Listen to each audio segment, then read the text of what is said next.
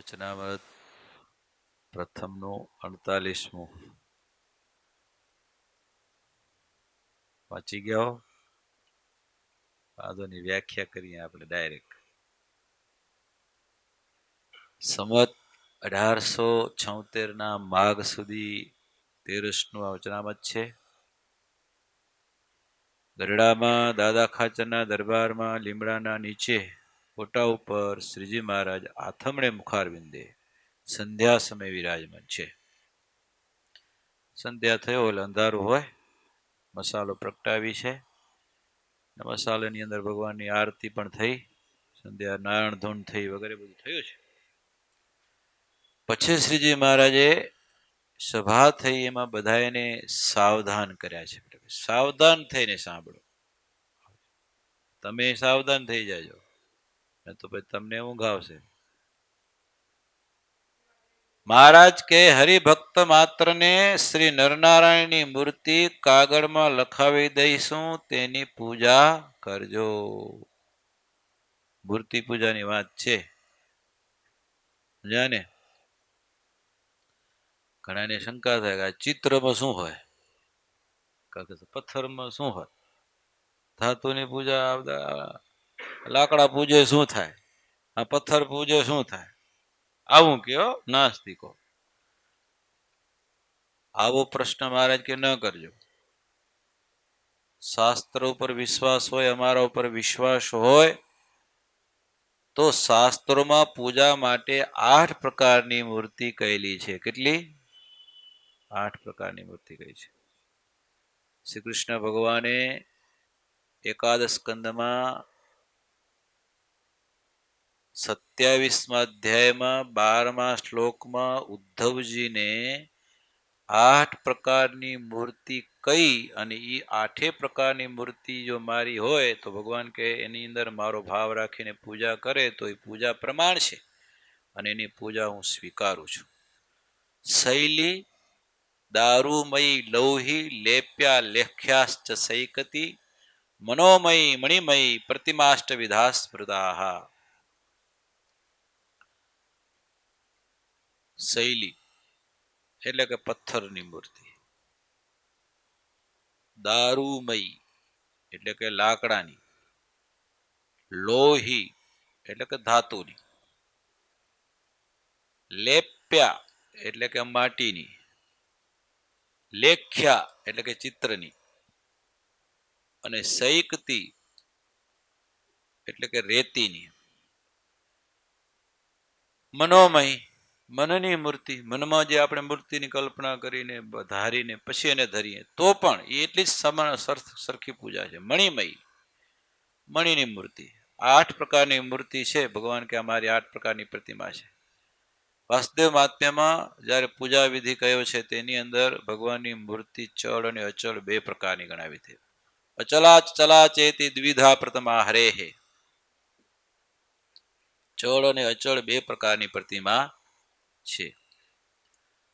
ચળ પ્રતિમા આજે હરિકૃષ્ણ મહારાજ છે, એને ચળ કહેવાય, હાલતા ચાલતા ભેગા લઈ જાય ને એ ચળ પ્રતિમા કહેવાય. પણ એક જગ્યાએ સ્થાપન કરી દીધી અચળ પ્રતિમા. હા, ચળ પ્રતિમાની પૂજાનો વિધિ થોડો જુદો હોય છે, અચળ પ્રતિમાનો વિધિ થોડો જુદો હોય છે. મહારાજે 2 પ્રતિમા 2 પ્રકારની પૂજા આપણા સંપ્રદાયમાં પ્રવર્તાવી છે. મહારાજ કહે છે વચનામૃતમાં, માટે ચિત્ર મૂર્તિ પણ અતિ પ્રમાણ છે અને અમારી આજ્ઞા પણ છે. 2 વસ્તુ કીધી. શું કીધી? પ્રમાણ પણ છે, શાસ્ત્રની રીતે પ્રમાણિત અમે તમને પૂજા આપીએ છીએ, અને અમારી આજ્ઞા પણ છે. આ આજ્ઞા પણ જબરું વજન છે એના ઉપર. અમારી આજ્ઞા પણ છે. માટે હરિભક્ત માત્રને પ્રાતઃકાળમાં સ્નાન કરીને નરનારાયણની પૂજા કરવી. આજકાલ માણસો પોતાને બુદ્ધિજીવી ગણતા હોય, સમજ્યા ને? હા, બુદ્ધિજીવી ગણનારાઓ મૂર્તિ પૂજા વિશે અનપસનપ બોલતા હોય છે. આડું બોલે, બધું ન બોલવાનું બોલે. મૂર્તિ પૂજા કરનારાઓને કેવા ને કેવા બોલે. એમ કે પરમાત્મા સર્વ વ્યાપક છે, તેને એક આવી નાનકડી મૂર્તિમાં હંકડાવી મારવાય કે એમ કે આટલી નાની મૂર્તિમાં હંકડાવી મારવાય કે એવું ન કરવું જોઈએ. ભગવાન તો સર્વત્ર વ્યાપક છે. આવું બોલ્યો. વળી એમ કે આવડા મોટા વિરાટ ભગવાન આવી નાનકડી મૂર્તિમાં હમાઈ જાય? આવડા મોટા સર્વવ્યાપક ભગવાન મૂર્તિમાં હમાય? એમ કયો મૂર્તિ પૂજા અર્થહીન છે, કાંઈ ન હોય. મૂર્તિ પૂજા બધું ખોટું છે. આવું બોલવા વાળા માણસો છે, સમજ્યા ને? આવડા મોટા ભગવાન મૂર્તિમાં હમાઈ જાય? એને ખબર નથી ત્રિકોણમિતિનું જ્ઞાન ન હોય એટલે. ત્રિકોણમિતિમાં કેટલા ડિગ્રીનું ત્રિકોણ હોય છે? 180 ડિગ્રીનું, બરાબર ને? હવે આખા મંદિર જેવડો ત્રિકોણ બનાવી તો એની ડિગ્રી કેટલી હોય? 180 જ હોય. આખી પૃથ્વી જેટલું ત્રિકોણ બનાવી તો ડિગ્રી કેટલી હોય? 180 જ હોય. અને નાની આમ જરાક હાથરી રેખાડીમાં ત્રિકોણ બનાવે તો એની ડિગ્રી કેટલી હોય? 180 જ હોય. ભગવાન સર્વત્ર એટલા જ છે, મૂર્તિમાં એટલા જ છે, બધા એવા જ છે. તો ભગવાન, તમે આખા વિશ્વમાં ભગવાનને જોઈ શકો છો તો મૂર્તિમાં કેમ નથી જોઈ શકતા? એ તમારી બુદ્ધિમાં ફેર છે. ભગવાન તો છે જ, મૂર્તિમાં પણ છે. ભગવાન સર્વત્ર છે. એક ક્રિશ્ચિયન મિશનરી રામકૃષ્ણ પરમહંસ પાસે આવ્યા. પરમહંસને કે તમે કાલીની મૂર્તિની અંદર અનંત બ્રહ્માંડ રહ્યા છે, કાલીના રોમમાં રોમે રોમ અનંત બ્રહ્માંડ ઉડતા ફરે છે, આવી વાતો કરો છો ને પાછા એક નાનકડી પથ્થરની મૂર્તિને તમે કાલી કહો છો. તો એ બે શક્ય છે? એ કઈ રીતે બની શકે? આમાં બ્રહ્માંડ ઉડી શકે? આવું કીધું. પરમહંસ તો જોરદાર હતા ને. જવાબ કેવો દીધો? એને પેલો પ્રશ્ન કર્યો કે આ સૂર્ય જે છે આપણે પૃથ્વીથી કેટલો મોટો છે? મિશનરી કે પૃથ્વીથી 9 લાખ ગણો મોટો છે. એમ? પરમહંસ કે તેમ છતાં આટલો નાનો કેમ દેખાય છે સૂર્ય? પૃથ્વી તો બહુ મોટી દેખાય છે. 9 લાખ ગણો મોટો છે તો નાનો કેમ દેખાય છે? મિશનરી કે આપણાથી ખૂબ જ દૂર છે તેથી નાનો દેખાય છે. ઘણો બધો દૂર છે ને એટલે નાનો દેખાય છે. ત્યારે પરમહંસ કે કેટલો દૂર છે? મિશનરી કે 9,30,00,000 માઇલ દૂર છે. સૂર્ય પૃથ્વીથી 9,30,00,000 માઇલ દૂર છે. મિશનરી કે બરાબર, એટલે નાનો દેખાય છે ને. એ જ રીતે આપ લોકો આ કાલીથી, ભગવાનથી એટલા બધા દૂર છો કે આપને ઈ નાની દેખાય કાલી. હા, હું તો એના ખોળામાં બેઠો છું. હું એના ખોળામાં રમુક છું. હું એની એટલી બધો નજીક છું કે મને બહુ જ મોટી દેખાય છે. આપ તો સ્થૂળ દ્રષ્ટિથી પથ્થર રૂપે એને જુઓ છો અને હું તો આસ્થાની દ્રષ્ટિથી, પ્રેમની ભાવની દ્રષ્ટિથી મહાશક્તિ પુંજ રૂપે જોઉં છું. એટલે મને તો બહુ મોટી જોઉં છું. એના અનંત બ્રહ્માંડ ઉડે. તમે પરમાત્માને સર્વત્ર જોઈ શકો છો તો મૂર્તિમાં કેમ નથી જોઈ શકતા? સર્વત્ર પરમાત્માને કહો છો તો મૂર્તિમાં કેમ નથી જોઈ શકતા? મૂર્તિમાં પણ ભગવાન છે ને સર્વત્ર ભગવાન છે. અને આપણે મૂર્તિઓની પૂજા કરીએ છીએ એમાં ભગવાનના આકારની કઈ આપણે બહુ મહત્તા રાખતા નથી. મૂર્તિ ગમે એવી હોય, આપણે મૂર્તિ પૂજીએ છીએ. મૂર્તિ આવી જ હોવી જોઈએ, કે આમ જ હોવી જોઈએ, કે આમ રૂપાળી જ હોવી જોઈએ, થોડીક આવડ્યું હોય તો ન હાલે ને, એવું આપણે કહેતા નથી. એના શાસ્ત્રના નિયમ મુજબ મૂર્તિ બનાવેલી હોવી જોઈએ. એનો આકારનો જેટલો આગ્રહ નથી રાખ્યો આપણે, એટલે એની ભાવનાનો આગ્રહ છે. આપણે કેટલો છે? ભગવાનની મૂર્તિમાં આકારનો એટલો આગ્રહ નથી. આપણે ભલે રૂપાળી થાય, સારી થાય, આકર્ષક થાય, એનો આગ્રહ જરૂર રાખીએ. કઈ બનાવીએ તો ત્યારે પણ એનું ધ્યાન રાખીએ, બધું કરીએ, પણ એનો જેટલો એટલો આગ્રહ નથી. એટલો આગ્રહ આપણે એની વિશે ભાવનો છે. કેટલો છે? ભાવનો આગ્રહ છે. ભાવ માટે રખાયો છે. શાસ્ત્રો એમ કહે છે કે ભાવો હિ વિદ્યતે દેવ તસ્માત ભાવો હિ કારણમ. ભાવને કારણે મૂર્તિમાં ભગવાન છે અને ભાવ જ એનું કારણ મેન છે પૂજાનું. મૂર્તિ મેન નથી, ભાવ મેન છે.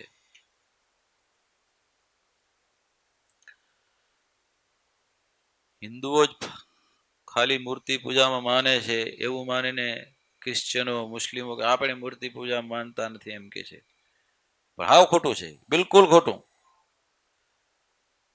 ખ્રિસ્તીઓ ક્રોસને પૂજે છે, નથી પૂજતા? હા. રોમન કેથોલિકો પથ્થરની ઘડેલી કે કપડા પર કે કાચ પર ચિતરેલી કુમારિકા મેરીની મૂર્તિ તથા સંતોની કાલ્પનિક મૂર્તિઓ આગળ ઘૂંટણીએ પડે છે. બોલો, તે મૂર્તિ પૂજા નથી, શું છે? અને ક્રિશ્ચિયનોની જેમ હિન્દુઓ માતરને કઈ પથ્થરને પૂજતા નથી. એ જેમ ચિત્રને જોઈને પગે પડે છે એમ એને ચિત્ર દેખાય છે, એને બીજી ભાવના હશે ત્યારે પડતા હશે ને. હિન્દુઓ માત્ર પથ્થરને પૂજતા નથી, પથ્થર કે ધાતુમાં મંત્રોથી આવિર્ભાવ કરેલા ઠાકોરજીને ભગવાનને પૂજે છે. મંત્રોથી આવિર્ભાવ કરે, એની અંદર ભગવાનનો આવિર્ભાવ કરે છે. મુસ્લિમો કબરને પૂજે છે, પૂજે છે નહીં? હા, ઘૂંટણીએ પડે છે. પડે છે કે નથી પડતા? મસ્જિદને ઈશ્વરનું, અલ્લાહનું નિવાસ સ્થાન કહે છે કે નથી કહેતા? અને તેનો બચાવ કરવા જાન પણ આપે છે, અને હજારોની જાન લઈ પણ લે છે મસ્જિદનો બચાવ કરવા. નથી કરતા?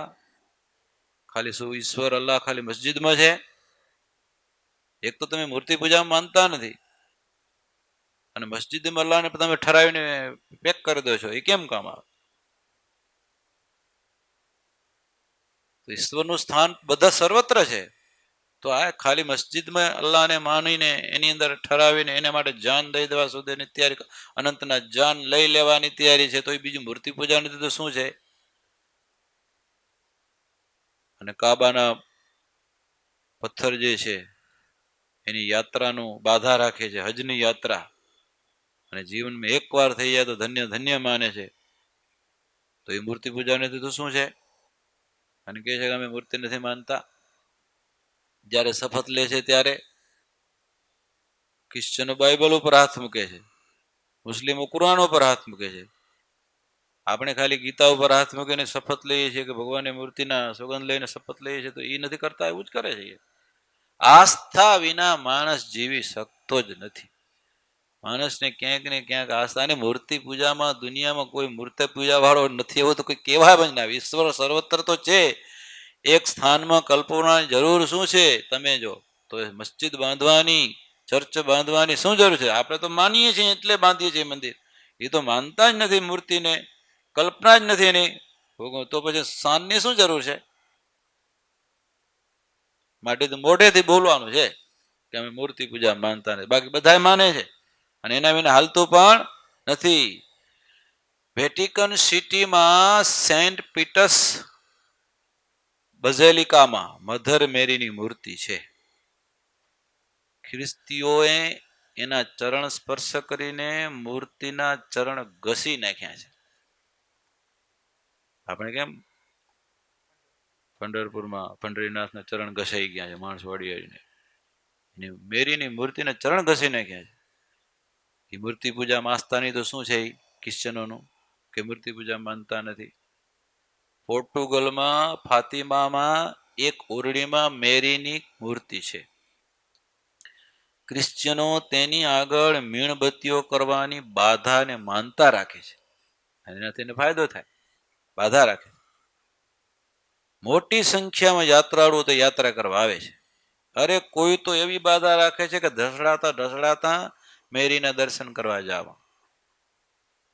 મારો આ સંકલ્પ સિદ્ધ થાય. તો આ મૂર્તિ પૂજા નથી? અરે પોપ પોતે દર્શન કરવા જાય છે, વેટિકન સિટીના પોપ મેન. જો મૂર્તિ પૂજામાં ન માનતા હોય દર્શન કરવા કેમ જાય?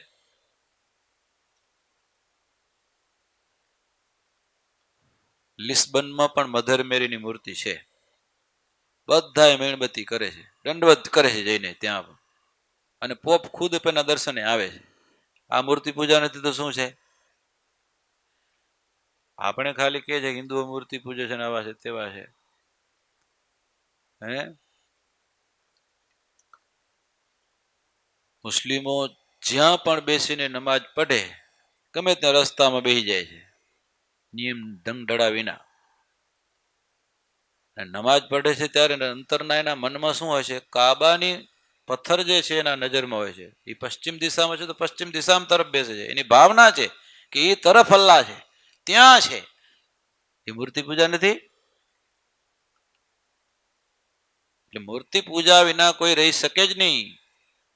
અને ચાંદના પ્રતીકને ખાસ મુસ્લિમો માન્યતા આપે છે. પ્રતીક એટલે પ્રતીક, તમે ગમે એનું પ્રતીક સ્વીકારો. ચાંદનું પ્રતીક મૂર્તિ છે તો મૂર્તિ પૂજા નથી. મૂર્તિ પૂજા જ છે જ. આપણા હિન્દુ ધર્મમાં ઘણા એવા છે નાસ્તિક, જે નાસ્તિક ભલે ન કહેવાય, કારણ કે ઈશ્વરમાં માને છે, એટલે વેદને માને છે, પણ મૂર્તિને નથી માનતા. મૂર્તિ નથી, મૂર્તિ પૂજાનો નિષેધ કરે છે. વેદમાં ક્યાંય મૂર્તિ પૂજા કઈ છે? મૂર્તિ તમને ગોતતા નથી આવડ્યું. ઘણી જગ્યાએ લખેલું છે. એના પ્રમાણે આપણે આપશું આપણે કે વેદમાં પણ મૂર્તિ પૂજાની વાત છે.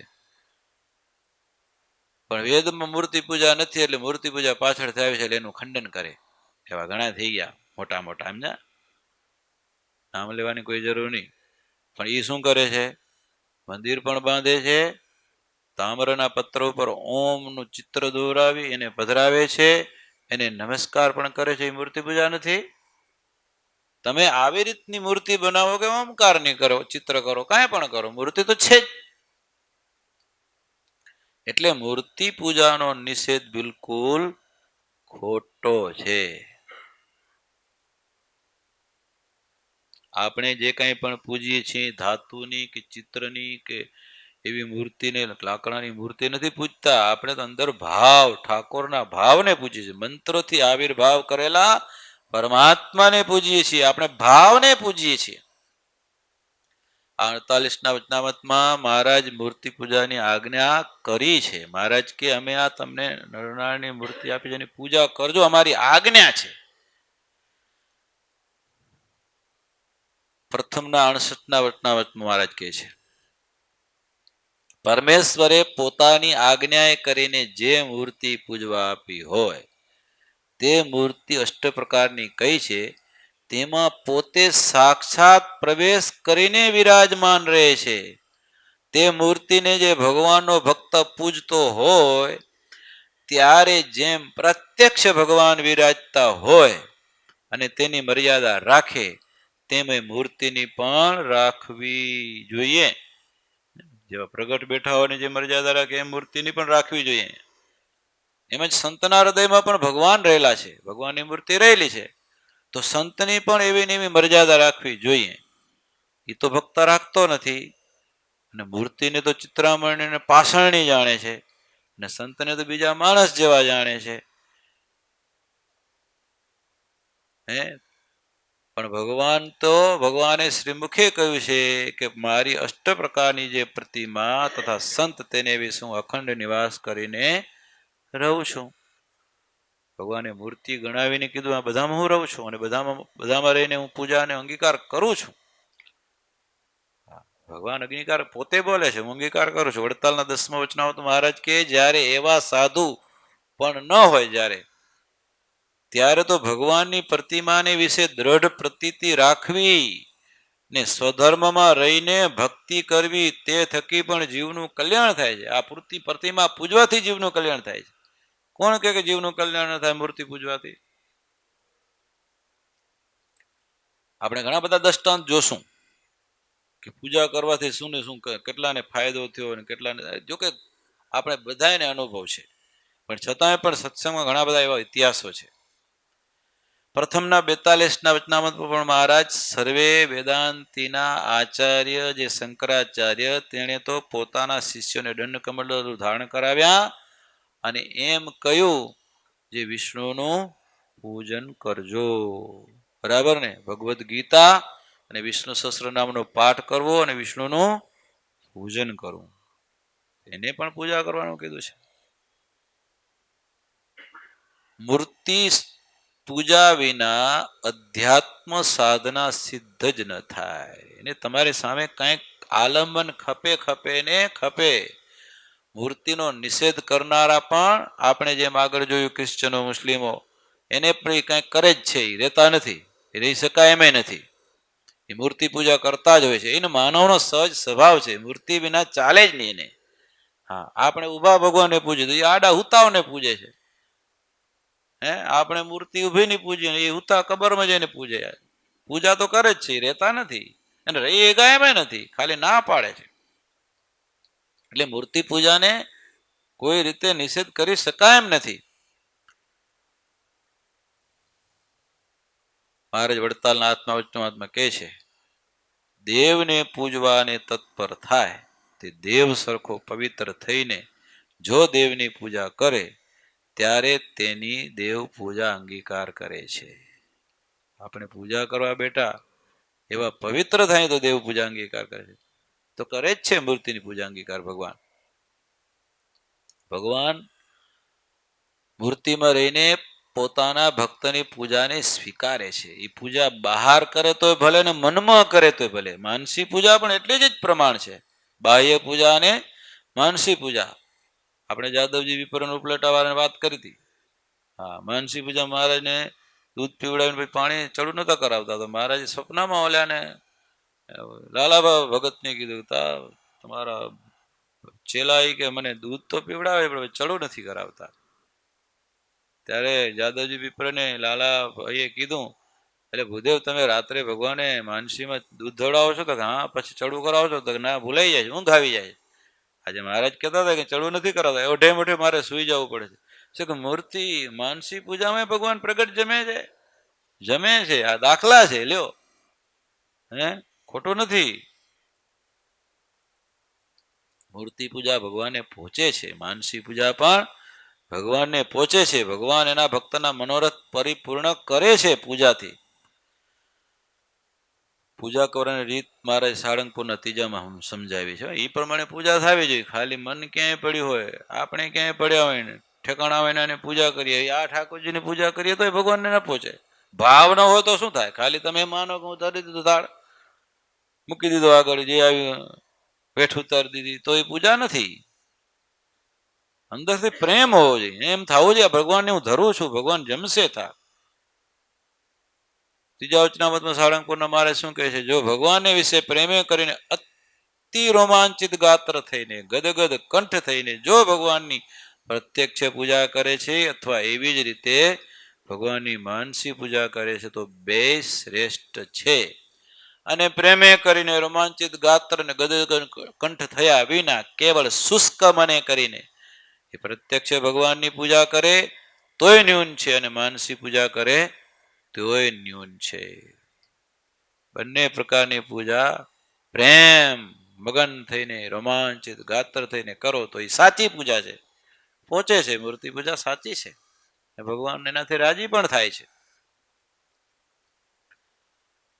એટલા માટે મહારાજ પોતે પોતાની હયાતીમાં જ પોતાના ભક્તજનોના હિતને માટે, કલ્યાણ માટે, પરમ મોક્ષ માટે અને એની ભાવનાઓ શ્રદ્ધાઓ પૂર્ણ થાય અને એના મનોરથો પૂર્ણ થાય એના માટે શ્રીજી મહારાજે પોતે મંદિરો બંધાવીને પોતાના સ્વરૂપો અમદાવાદમાં નરનાળ દેવ, ભુજમાં નરનાળ દેવ, વડતાલમાં લક્ષ્મીનારાયણ દેવ, હરિકૃષ્ણ મહારાજ, ધોલેરામાં મદન મોહનજી મહારાજ, જુનાગઢમાં રાધારમણ દેવ, બધાએ ગામો ગામ મૂર્તિઓ પધરાવી છે. આચાર્ય દ્વારા પધરાવો, આચાર્યોની આજ્ઞા પણ કરી છે, મૂર્તિ પૂજ પધરાવજો. મહારાજે ખાલી મંદિરો ગામો ગામ મંદિરની આજ્ઞા કરી એમ નહીં, મહારાજે તો ઘરો ઘર મંદિર કરવાની આજ્ઞા કરી છે. ઘરો ઘર મંદિર. અરે એમ નહીં, વ્યક્તિ આવું તો એક સ્વામિનારાયણ સંપ્રદાયમાં છે કે વ્યક્તિ પૂજા હોય. બીજે ક્યાંય જોઈ છે તમે?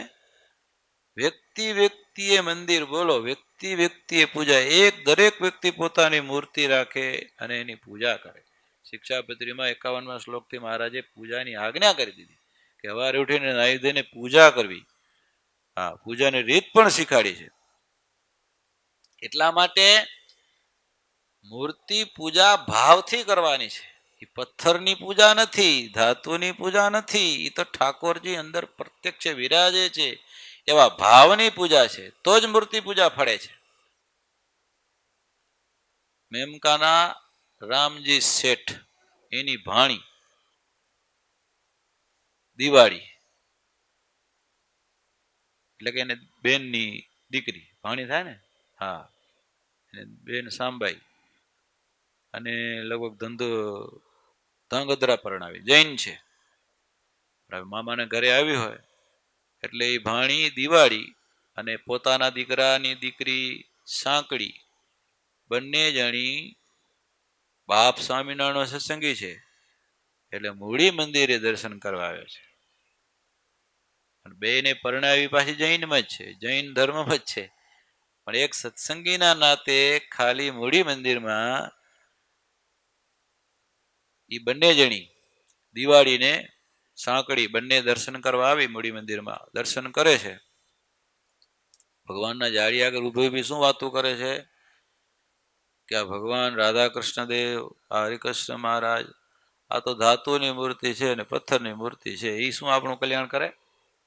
આ બોલે નહીં, હાલે નહીં, એ આપણું કેમ કલ્યાણ કરે? આવું વાતું કરવા માંડી, વાતો કરવા માંડી એટલે ભગવાને શું કર્યું? પગ ફેરવ્યા. પહેલા બે કૃષ્ણ ભગવાન હરિકૃષ્ણ મહારાજ પગ ફેરવ્યા, રાધાજી પગ ફેર્યો, પછી બે પોતાની એક હાથે પાઘડી ઉતારી બીજા હાથે માથું ફેરવા માંડ્યા, માથે આમ હાથ ફેરવા માંડ્યા, આંખી મટમટાવા માંડ્યા. ઓ, આ તો ભગવાન તો હાલે ચાલે એવા છે, આ તો બોલે એવા છે, આ તો ભગવાન પ્રત્યક્ષ તે દિવસે આવું મને બતાવ્યું અને એને આસ્થા આવી. જૈન ધર્મમાં પરણાવી હતી, જૈન ધર્મમાં જ હતી, છતાં પણ બાપ સત્સંગી હતો, નાનો મામો સત્સંગી હતો, એને લઈને મંદિરમાં આવી અને જયારે આવું બોલી ત્યારે ભગવાને એને પ્રત્યક્ષપણાનો ભાવ મૂર્તિમાંથી દેખાડ્યો. એને નક્કી થઈ કે આ ભગવાન કલ્યાણ કરે એવા છે, જીયા ને, આ ભગવાન કલ્યાણ કરે એવા છે.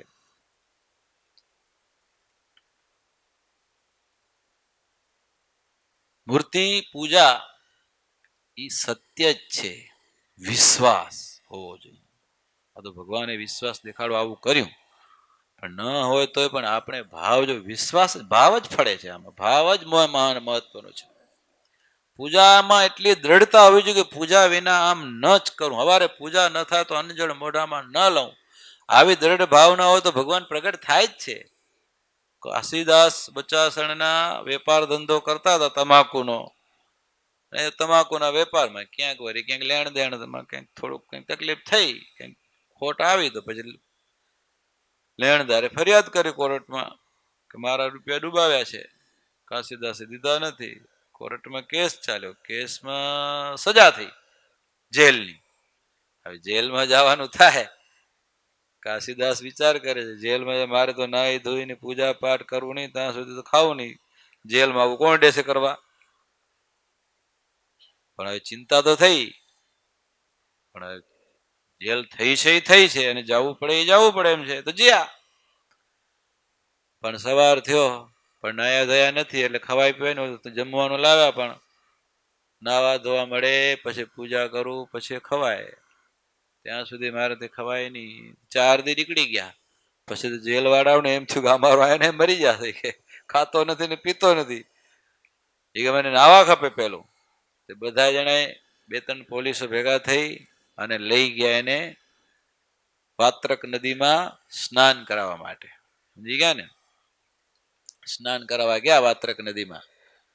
કાશીદાસે સ્નાનમાં ડૂબકી મારી વાત્રકમાં, બધા પોલીસ ઉભા છે, પાછો લઈ આવવો પડે ને જેલમાં પૂરવા માટે.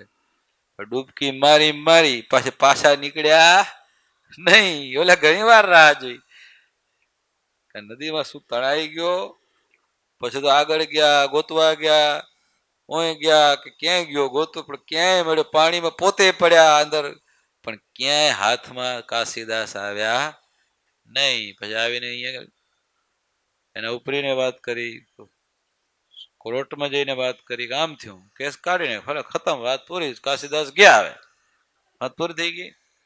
પણ આ તો શું નીકળે, જેવા વાત્રક નદીમાં ડૂબકી મારી નીકળ્યા તો ઘેલા નદીમાં છે ગઢડા,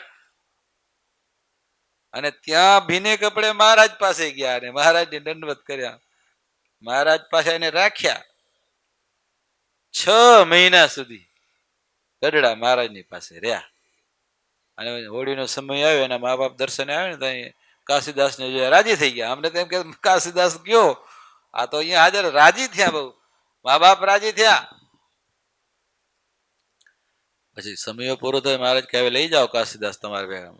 કાશીદાસ કે મહારાજ પાછો મને જેલમાં નાખશે, કે હવે ન નાખે, કે તમે હવે જાઓ. એ કે અને પછી આવ્યા તો પાછા લેણદારે ફરિયાદ કરી, કાશીદાસ આવ્યા કે. પછી જજે કીધું કે ઈ કાશીદાસ તો ગયો, આ બીજો છે ઈ કે,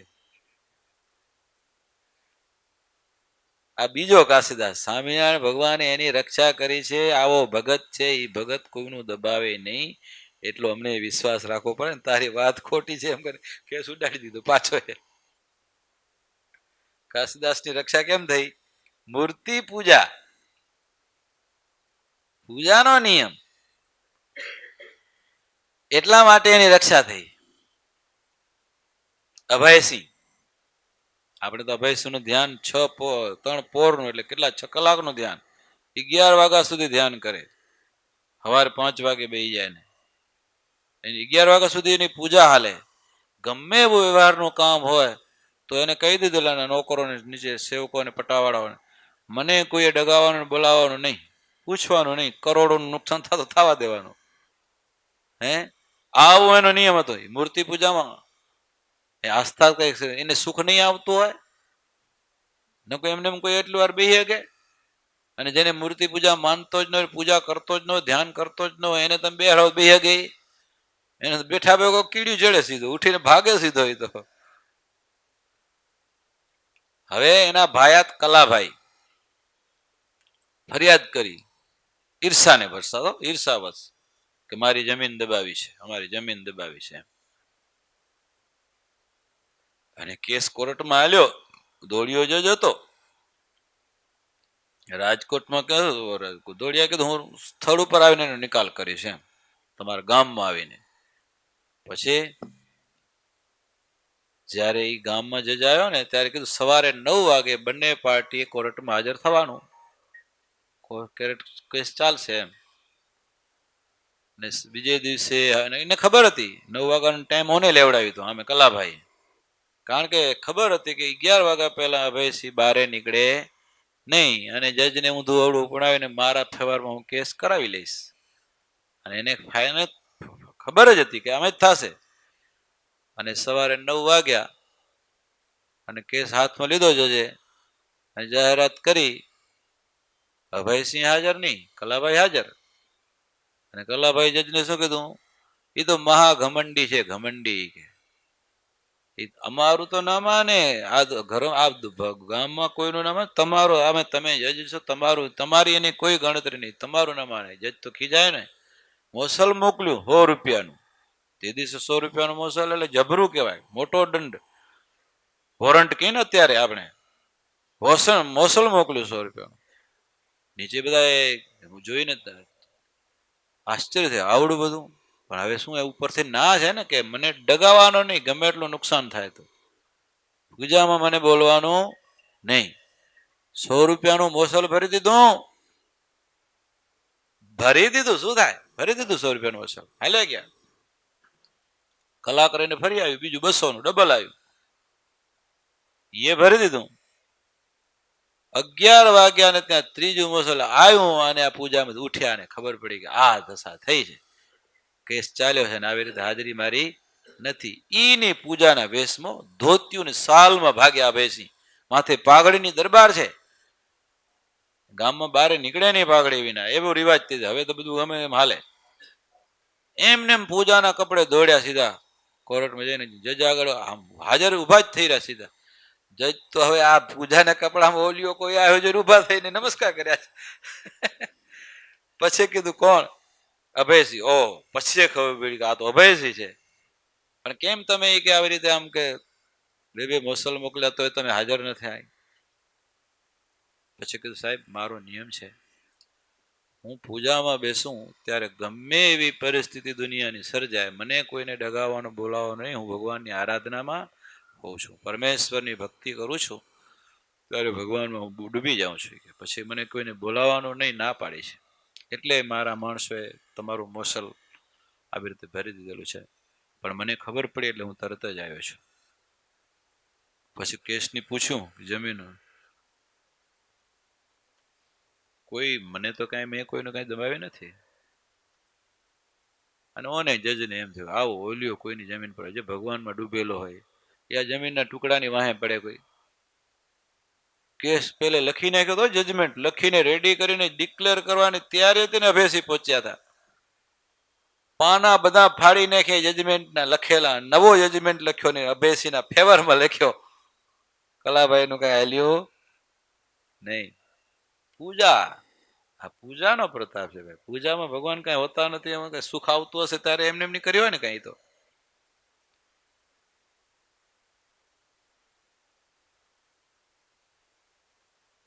પૂજાનો અતિ મહત્વ છે. પૂજાનો તમે જેટલો દ્રઢ નિયમ રાખો, જેટલી ટેક મજબૂત રાખો, એ ટેક જ કામ કરે. વિશ્વાસ હોય તો ટેક રહે. આપણું પછી કેવું હોય પૂજા, હા કે ઘરે હોય તો કરી લઈ, મન ફાવે, ન ભૂલી જાય તો હાલી જાય, થોડું મોડું થઈ જાય તો મૂકી દઈ, અને બારે ગયા તો કોઈકને ભરાવતા જાય, મારી પૂજા તમે કરી લેજો. ઈ કરી લે હાલે, તમારી પૂજા તમે કરી લેજો. એમ સમજો કે આ પૂજા મૂર્તિ છે, એનું કઈ ફૂલ બૂલ ચડવા જોઈએ એટલે હાલી. ઈ મૂર્તિ છે એને ફૂલ બૂલ ચડવા જોઈએ એમ નથી. તારે પૂજા કરવાની છે, નિયમ તારો છે, અને તારે ભગવાનની આરાધના કરવી જોઈએ. ઈ નિયમ છે, ઈ નિયમ કામ કરે. બારે જાય એટલે પછી એમને હાલ્યા જાય, પૂજા કઈ લઈને જાય. બાકી બધું બિસ્તરો લ્યો, હા કપડાની 4-5 જોડું લે, 5 દી જવું હોય તો પાછા રોજ નવા નવા કપડા પહેરો. ખબર દાઢી કરવાનું લે, એ બધું પેટી આડી ન આવે, કપડા આડા ના આવે, પૂજાની પેટી આડી આવે,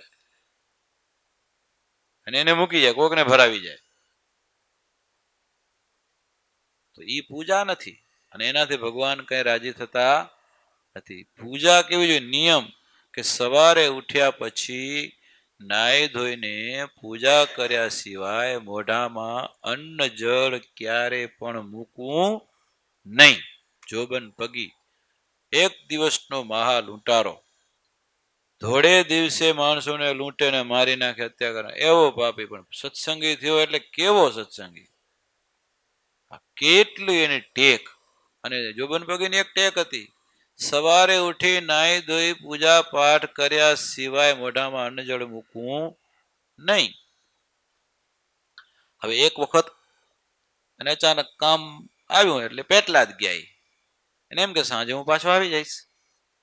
પણ પેટલાદમાં કામ પત્યું નહીં અને ત્યાં રાત રોકાવું પડ્યું. હમણાંનું જેમ હોય તો વળી પાછા જઈને પાછા પહોંચી જાય, આપણે ખબર ગાડીથી. પણ તે દિવસનું તો જવું એ રીતે હાલીને જવાનું કે સાધનથી જવાનું, તો પણ પાછું તો વળાય નહીં ને. કામ ન પતે એટલે રોકાઈ ગયા અને સવારે નાહી ધોઈ, પણ પૂજા તો છે નહીં. હવે એમને એમ પાછા કામ કરવા માટે ગયા. કામ પતાવતા પાછું કામ ત્યાં પૂરું ન થયું અને બોચાસણ જવાનું થયું. ત્યાં જઈને હજી થોડું કરવાનું. બોચાસણ પહોંચ્યા સાંજે, પૂજા નથી. બોચાસણ ગયા તો બોચાસણ કાશીદાસને ત્યાં રોકાયા. જમવાનું કીધું, ના પાડી, પૂજા નથી, જમાશે નહીં. સવાર પડી, જમવાનું માટે કીધું પણ ના પાડી કે મારું પૂજા ભેગી નથી ત્યાં સુધી મારાથી ખવાય પીવાય નહીં. એ કામ પતાવ્યું અને ત્યાંથી આણંદ જવાનું થયું. કામ એવું રીતનું નહીં હશે, કોઈ સરકારી કામ જે હોય તે દિવસ ત્યાં થાણું ગવર્મેન્ટ કંપનીની સરકાર હતી આડેવાળું બધી. ત્યાંથી આણંદ ગયા. આણંદમાં કામ પતાવી ત્યાં જ્ઞાતિજનોને ઘરે ઉતર્યા. રાત પડી, સવારે ચોથો દિવસ છે હવે. કામ પતાવી બધું કરીને પછી ઘરે આવ્યા. ચોથે દિવસે આવ્યા સાંજે, નાઈ ધોઈ પૂજા પાઠ કરીને જમ્યા. પણ મહારાજ અંતર્યામી પણ મહારાજ ડભાણમાં વિરાજમાન હતા. અને જોબન પગીની આવી આ નિષ્ઠા કે પૂજા વિના 4 દિવસ એને ખાધું નહીં. એટલે મહારાજ તો અંતર્યામી છે જાણીને ખૂબ રાજી થયા અને ખાસ સ્પેશિયલ વડતાલ આવ્યા મહારાજ ડભાણથી જોબન પગીને મળવા માટે. શાબાશી આપી, બાથમાં ગાલીને ભેટ્યા. જોબન પગી મહારાજને દંડવત કર્યા. મહારાજ એને છાતીમાં ચરણાવીને આપ્યા. રાજી થયા. નિષ્ઠા, એક દિવસના ચોર હતા પણ નિષ્ઠા કેવી મૂર્તિમાં આવી. અને ત્યારે ભગવાનને રાજી થવું પડ્યું અને ભગવાન સ્વયં ખુદ એમને માટે પધાર્યા. એટલે આ પૂજા છે. હજી પૂજાની ઘણી બધી વાતો છે, આપણે કાલે કરશું. કાલે તો હજી અહીંયા હાજર નથી, પણ જ્યારે હાજર થાય ત્યારે. પણ આપણું કામ આગળ વધશે ધીરે ધીરે. એક પછી એક પોઈન્ટ આમાં હજી ઘણા બીજાય છે, આપણે લેશું આ 48ના વચનામૃતમાં. અને આગળ કથા કરતા રહેશું. અત્યારે ભગવાનના મંગળમય નામ સાથે અહીં કથાને વિરામ. બોલો સ્વામિનારાયણ ભગવાનની